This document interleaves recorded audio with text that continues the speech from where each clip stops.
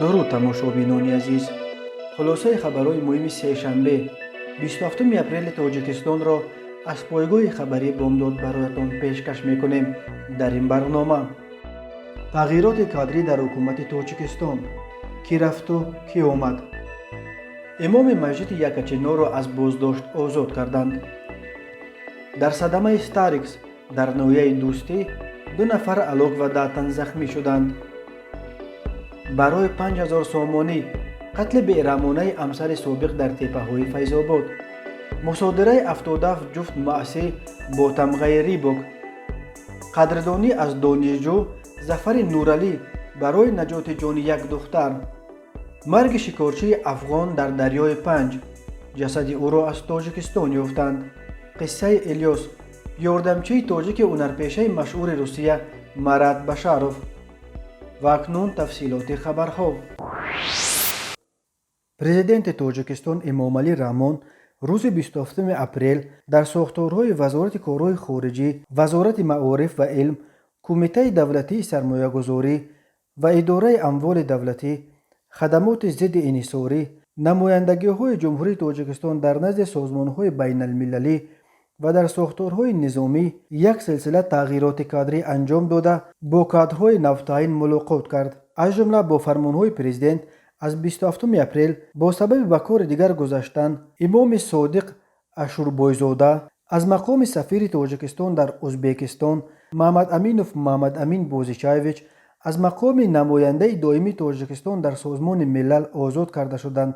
исми сафири нави Тоҷикистон дар Тошканд ва ҳамчунин ба кадом кори дигар гузаштани Маҳмад Аминов ҳанӯз маълум нест, вале дар иттилои расмӣ гуфта мешавад, ки Ҳикмат Ҷонибек Исмоил бо фармони президент намояндаи доимии Тоҷикистон дар Созмони милал дар Ню-Йорк таъин шуда, Содиқ Имом, Шерализода Шараф Аҳмадҷон ва Фарҳод Салим писари Абдулмаҷид Достиев, ки то кунун сафири Тоҷикистон дар Амрико буд, бо қарорҳои ҳукумат муовини вазири корҳои хориҷии Тоҷикистон таъин шуданд. ҳамчунин бо фармонҳои президент Давлатзода Муродалӣ Исмат ба сабаби ба нафақа баромадан аз вазифаи мудири маркази исломшиносии Тоҷикистон озод карда шуда, ба ҷои ӯ Холиқзода Абдураҳим Ғафур раҳбари нави ин муассисаи вобаста ба президент таъин шудааст. бо қарорҳои ҳукумат Зуҳурзода Саид Холмаҳмад Амакбачаи Бек Сабур бо сабаби ба кори дигар гузаштан аз вазифаи сардори хадамоти назорати давлатӣ,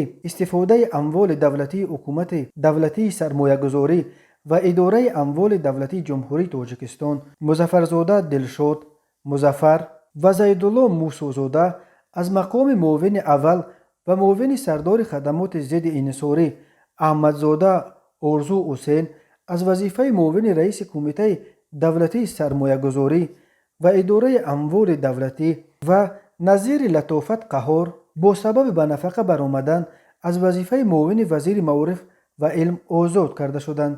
Аҳмадзода Орзу ба ҷои Саид Зуҳурзода роҳбари нави хадамоти истифодаи амволи давлатӣ таъин шуда, мудири мактаби рақами 34 шаҳри Душанбе Ғанизода Гулчера Самӣ, муовини вазири маориф ва илм Зуҳурзода Саид Холмаҳмад Амакбачаи Бек Сабур ва Мирзо Хуршед Файзуллозода, яке аз нафарони хеле наздик ба шаҳрдории Душанбе Рустами Эмомалӣ, мутаносибан муовин ва муовини якуми раиси Кумитаи давлатии сармоягузорӣ ва Идораи амволи давлатӣ таъин шуданд. ҳамчунин бо қарорҳои ҳукумат Қурбонзода Сафаралӣ Нуралӣ, муовини якуми сардори хадамоти зидди инҳисорӣ, Солезода Ширин Бухор, муовини сардори ин ниҳод таъин гардида, Раимзода Сайфиддин Исмон, муовини якуми директори генералии корхонаи воҳидии давлатии хоҷагии манзилию коммуналӣ таъин шуданд. ҳамчунин бо амрҳои президент Шермаҳмад Раҷабзода, ки яке аз тарҷумонҳои доимии Эмомалӣ Раҳмон аст, бо сабаби ба кори дигар гузаштан аз мақоми муовини сардори хадамоти протоколии президент ва Муҳаммадшариф Бобошоҳзода аз мақоми муовини шуъбаи амнияти иттилоии котиботи шӯрои амният озод карда шуданд. бино ба гузориши хадамоти матбуоти президенти Тоҷикистон, Эмомалӣ Раҳмон дар мулоқот бо кадрҳои навтаиншуда аз вазъи имрӯзаи мураккабу печидаи сиёсиву иқтисодии ҷомеаи ҷаҳонӣ, пешгирии панҷшавии ақидаҳои ифротгароёна و تغییریابی اقلیم یادآور شده تاکید کرده است که آنها باید از منفعت‌های ملی حمایت کرده در مقام‌های خود با وجدان پاک و با صداقت به ارزش‌های ملی خدمت کنند. عبدالسلام اسماعیلوف، امام مسجد محله یکچنار شهر دوشنبه که شب 19 به 20 اپریل پس از انجام نماز تراویح در مسجد دستگیر شده بود، روز 25 اپریل بعد کمتر از یک هفته بازداشتش آزاد شده است. در این باره روز 26 اپریل برادر او قدرالدین اسماعیلوف به رادیوی آزادی خبر داده گفته است که اسدالله اسماعیلوف حالا در خانه‌اش قرار دارد و او به دیداربینیش رفته بود. اما تلاش‌های رادیوی آزادی برای تماس با خود امام مسجد یکچنار نتیجه نداده است. نزدیکانش گفتند که او با خود تلفن موبیلی ندارد. اسدالله اسماعیلوف دومین امام مسجد بود که بعد شرکت در مراسم دفن دامولای حکمت‌الله تاجک آبادی دستگیر شدند. شام 19 اپریل تقریبا همزمان با اسدالله اسماعیلوف مقامات امنیتی عبدالحق عابدوف سرخطیب مسجد مرکزی نویه شاه منصور را هم دستگیر کردند. مقامات گفتند عبدالحق عابدوف و 5 نفر دیگر دستگیر شده با جریان ممنوع مذهبی سلفیه علاقه داشتند. ولی منابع بامداد خبر دادند که عبدالحق عابدوف در مراسم دفن دامولای حکمت‌الله او را پیشوای بزرگ نام برده گفت است که وقتی چنین عالمان از بین می روند مردم پیشواهای جاهل و گمراه را برای خود پیشوا می گیرند. به گفته منابع بامداد مقامات در این سخنان اشاره به پرزیدنت تاجیکستان امام علی رحمان دیدند که سال 2016 صاحب عنوان پیشوای ملت شده بود. شام 24 اپریل سال 2021 تخمیناً ساعت 19:30 ماشین تمغه هوندا استاریکس تحت اداره ساکن 32 ساله دهه شرف جماعت زینب آباد نویه رودکی در حدود نویه دوستی ولایت ختلان به دیوار بتونی حاشیه راه برخورده چپه شده آتش گرفته است. در نتیجه این صدمه 12 نفر جراحت‌های گوناگون برداشته در بیمارخانه مرکزی نویه دوستی بستری کرده شدند.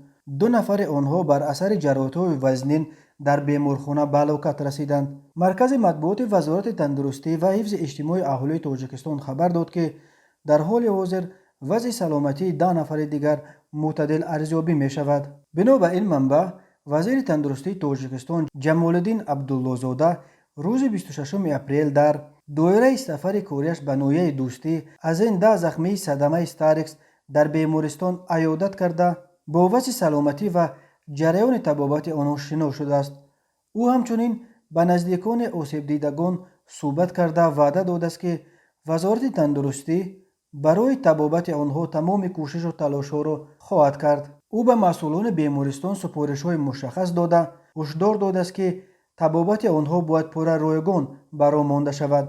جمالالدین عبدالله‌زاده در سن بیمارستان مرکزی نویه دوستی با خویش و تبار و نزدیکان بیماران دیگر نیز گفتگوی آزاد برپا کرده از آنها نظرشان درباره شرایط کار طبیبان این نویه را پرسجو کرده است. هر سال بر اثر صدمه‌ها در راه‌های تاجیکستان حدود 400 نفر جان باخته بیش از 1200 تن دیگر معیوب می‌شوند.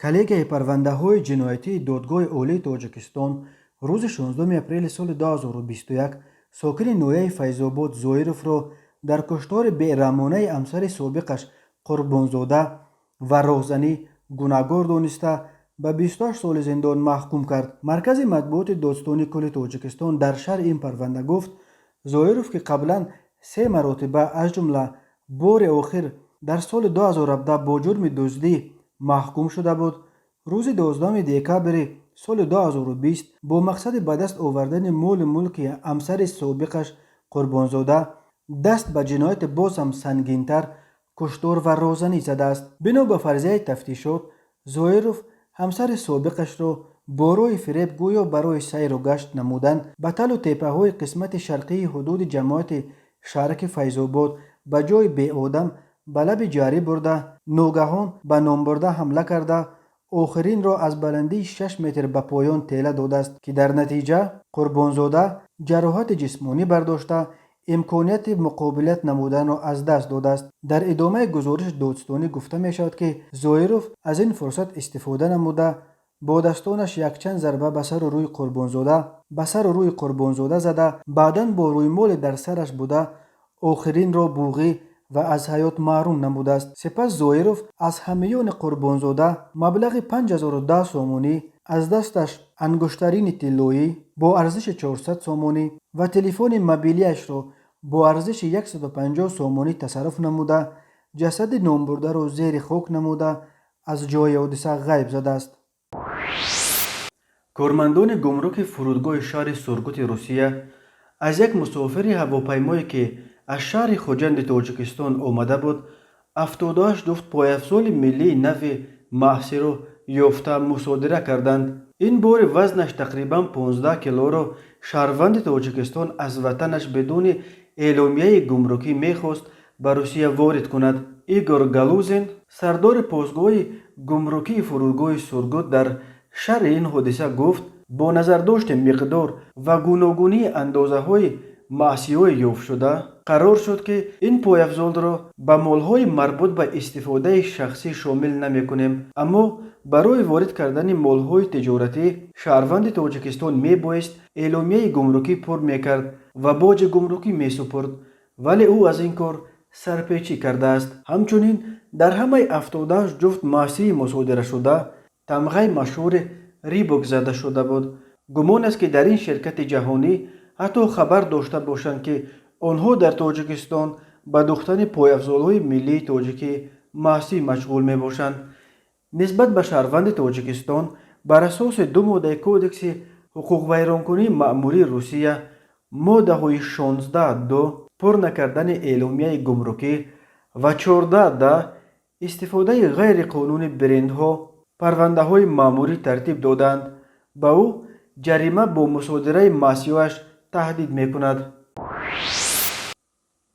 هنرپیشه شناخته روس مرات بشاروف در برنامه زویازدی سشلیس در شبکه NTV همراه خود یاردمچه تاجیکش الیاس رحمانوف را آورده و با سخنان خیلی گرم از کار الیاس صمیمانه اظهار سپاس و قناعتمندی کرد. مرات بشاروف نقل کرد که الیاس در تمام کارهای خانه به او یاری میرساند، هم در باغ کار میکند، هم علف میدرود، هم سگش را به سیر و گشت میبرارد و اگر لازم شود خوراک هم میپزد. ستاره تئاتر و سینمای روسیه گفت با وجود سیرکاری الیاس برای فرزندان او هم وقت مییابد و با آنها هم خیلی اونس گرفته است. او یک دوست خوب کودکان من، دختر کلونیم و پسر خردیم شده است. به قول معروف او دایه تاجیک ماست. خود الیاس رحمانوف در برنامه زویازدی سشلیس قصه کرد که هر روز ساعت 4 صبح از خواب میخیزد و ساعت 7 به کار سر کرده تا ساعت 10 شب سر پست. صبحی که خیستم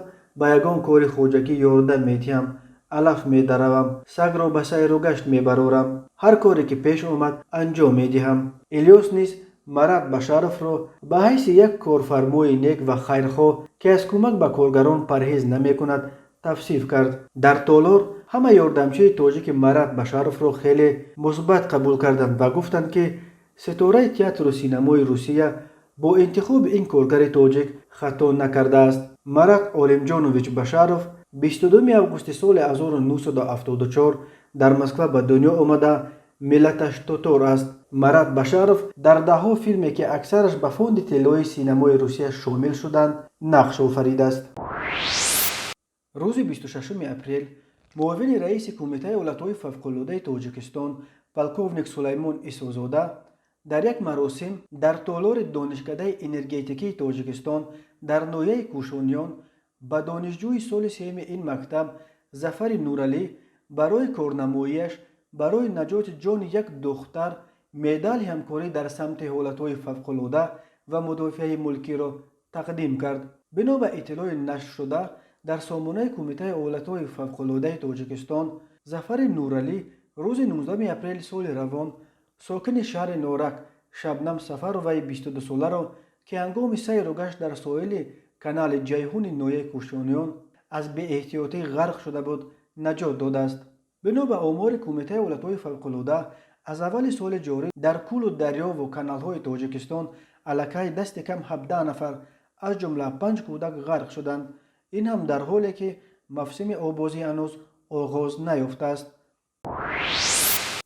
روز 26 اپریل تخمینا ساعت 11:56 در قلمرو دهه زنگ جماعت قلعه خنب نویه دروازه تاجیکستان در ساحل دریای پنج ساکنان جسد یک مرد شخصیتش نامعلوم ظاهراً 35 ساله را پیدا کرده به مقامات حفظ حقوق سپردند. کمیته حالتهای فوق‌العاده تاجیکستان خبر داد که تفتیشات معاین کرد که جسد یافته شده جسد شهروند گلابدین ولد محمدین ساکن جمهوری اسلامی افغانستان بوده تقریباً 20 روز پیش هنگام شکار مرغابی از بی‌احتیاطی در دریای پنج غرق شده است. آب دریای پنج جسد این شهروند افغانستان را به طرف تاجیکستان آورده است. کمیته حالتهای فوق‌العاده گفت جسد شهروند افغانستان را همان روز 26 اپریل از طرف کوپروک دهه روزوای به افغانستان انتقال دادند. تاجیکستان با افغانستان 1370 کیلومتر مرز مستقیم دارد که سراسر روی یک دریا می‌گذرد. این دریا در بالوآبش 5 نام داشته بعد به آن ریختن رود وخش امودریا نام می‌گیرد. و در انجام برنامه خلاصه چند خبر کریمینالی روز. شام 25 اپریل ساعت تقریباً 19 ساکن 29 ساله شهر کولو در نقطه تعمیرکنی واسطه‌های نقلیات واقع در جماعت دهات کولو به شهر مذکور قرار داشتنش با ساکن 35 ساله جماعت زیرکی مناقشه کرده به گردن او یک ضربه کورد زده است. در نتیجه جبریدیده جراحات گوناگون جسمانی برداشته در بیمارخانه بستری گردیده است. یک مرد 64 ساله ساکن ناحیه فردوسی به آن گمان بر می شود که هنوز در سال 2015 با روی فریب به باوری یک مرد همسال و همسایه‌اش در آمده از او 1 میلیون روبل روسی گرفته است و تا حال برنگردانیده است. ساکن 27 ساله جماعت جمتیپه ناحیه رودکی به آن گمان بر می شود که شب 26 اپریل ساعت تخمینا 00:30 ماشین هوندا استارکس یک ساکن دوشنبه از کوچه نعمت قربویف غیر قانونی حی کرده برده است.